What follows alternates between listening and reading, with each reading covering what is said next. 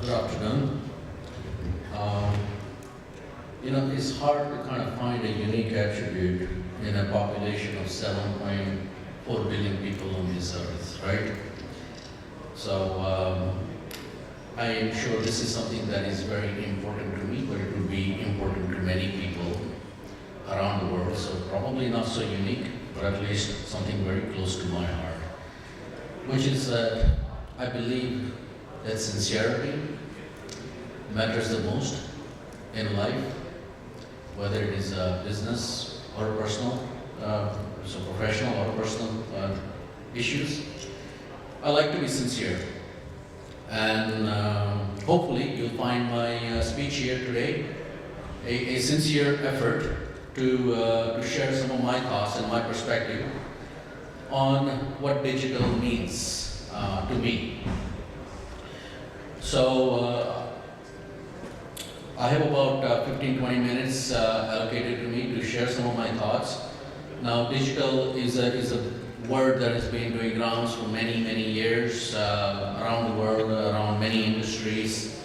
So I'm pretty sure that everybody has in their minds of what digital means and what it means for their enterprise.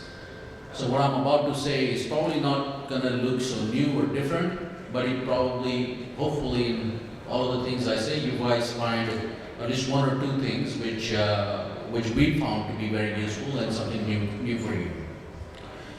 So first of all, why is digital important?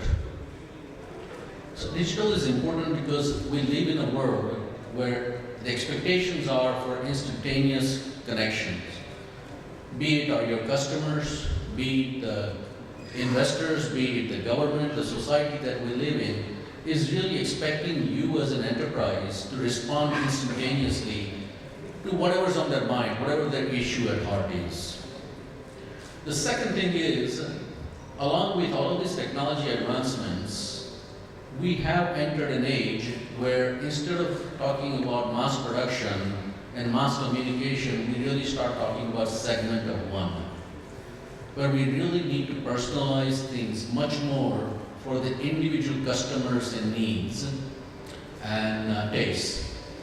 And lastly, I think all of us very quickly realize in our business that if you want to be competitive, especially in India, you must have the lowest cost of production, lowest cost to serve. Otherwise, it is incredibly difficult to succeed in the business world. Now, if you're trying to do these three things, instant connections with your customers, the society, if you want to really serve your customers as a segment of one, and if you really want to have a laser-sharp focus on lowest cost to serve and produce, then digital is a necessity. Without digital, you just can't do those three things as an enterprise and be successful. Now, what are the key attributes that are required to make digital a successful venture in your enterprise? I'm sure they vary from industry to industry and from company to company. But these are my personal thoughts on this. So, any successful digital transformation will have these components. Number one, it has to have a strong component of social networks. You have to really incorporate that into your digital strategy. The second thing, and very pertinent for India, is mobile, because almost all people in India will connect to you digitally through their mobiles. Third is really deep analytics capability, very world-class capability to really do analytics, data analytics, and that really drive insights that help you make the right business decisions. And lastly, cloud. I think you have to adopt cloud in a big way in everything you do, which really changes the agility of your business. Whether you want to scale up or scale down or scale out your systems, processes, you can't really do that unless you have adopted cloud in a meaningful way. The other experience that I have had in our enterprise is that the key to being a digital, to transforming to becoming a digital enterprise, is in the execution. It's like every other strategy or strategic framework you have. You can go and talk to a lot of consultants and you can actually find out what the strategy would be, could be for your enterprise. But the difference in the outcome really depends on the execution. How well are you going to execute? When it comes to execution of digital, let's look at the way we work. The traditional waterfall models of working just are outdated. You have to adopt agile way of working. Without that, it is almost impossible really to become a true digital enterprise. An agile way of working is more than a word. It is actually an entire framework of how you do that. And you have to really methodically go and adopt this process. Second thing is you really need to rethink and reimagine your existing processes in your organization, because it is not just about taking an existing process and automating it. It is about really enabling a new way to enable, whether it's fulfillment, pay to order, whatever process you want to talk about. Because it is going to cut horizontally across multiple systems. Third thing, most of us who are coming from incumbent large companies, we find ourselves with very large IT departments who have really done a good job for us for the last 20, 25 years. But the reality is, it is very difficult for many of our team members, almost all of them, to really reimagine the digital world. And therefore, you really need to help them make the journey and do the skills shift to become truly a digital enterprise. And then, of course, the last one is you have to adopt much more open source systems and open systems. So therefore, you are creating much more flexibility for future architectures. And within the context of digital, it is now becoming quite prevalent to talk about AI, machine learning, and there are multiple words that denote kind of similar meanings. I like to use the word machine learning rather than AI, because I do not believe today that the technology is really sufficiently advanced enough to really be able to say it's artificial intelligence. Machine learning, I think, is a more appropriate name, and it's an evolving world. If you want to use the word AI, then I suggest you use the word augmented intelligence, because in most of the things you will find that you will still need human beings, but they need to be, they can be augmented with a lot of the machine learning capabilities to really make your enterprise a smart enterprise, a digital enterprise. Robotics, I think, are a key component of this AI journey, and I think most companies are widely adopting them, just as we have. Machine learning algorithms are being developed and deployed more and more in all our enterprises. But machine learning, depending on the field you're applying in, can be highly specialized. The other component, developing component of this entire space is the natural language processing. And in the case of India, I believe it's very, very relevant, because we have many languages, many vernaculars. And most of the solutions out there today do not have the capability to support that. So there is a language portion of that is going to be very important for an Indian enterprise if you are really thinking of natural language processing as a key component of your AI/digital journey. And then deep learning.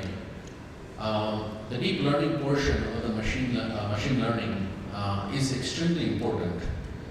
And this is something that I believe, if you want to create a uniqueness of your offerings and create differentiators in your business, this is where it is going to come from. it is going to be from the deep learning algorithms that you deploy within your ML.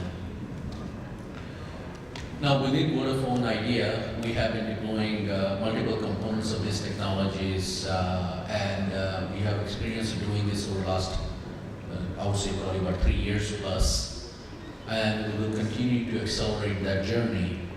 But so far, for a large enterprise like ours, we've been able to implement 40 plus use cases in a variety of the areas of network, and additional several, I would say probably 10 to 20 cases outside the network area. We are also putting this knowledge, these capabilities into the solutions that we have traditionally been buying from the OEMs or the network equipment producers to really create a unique differentiated network experience and capabilities, which we believe will really help us compete more successfully with the new entrants in the market. IoT is going to be a very key component of this entire journey. Everybody will be putting in some component of IoT in their, within their enterprise, and then making sure that you integrate this as part of your digital journey, and having the right partner who can give you the right set of latencies, right set of capabilities, so you can do a lot of your processing at the edge, and therefore reduce your cost of transmission, improve your customer experience. So that getting that IoT solution deeply embedded within your digital journey, I think is going to be key to a successful journey for most enterprises within India.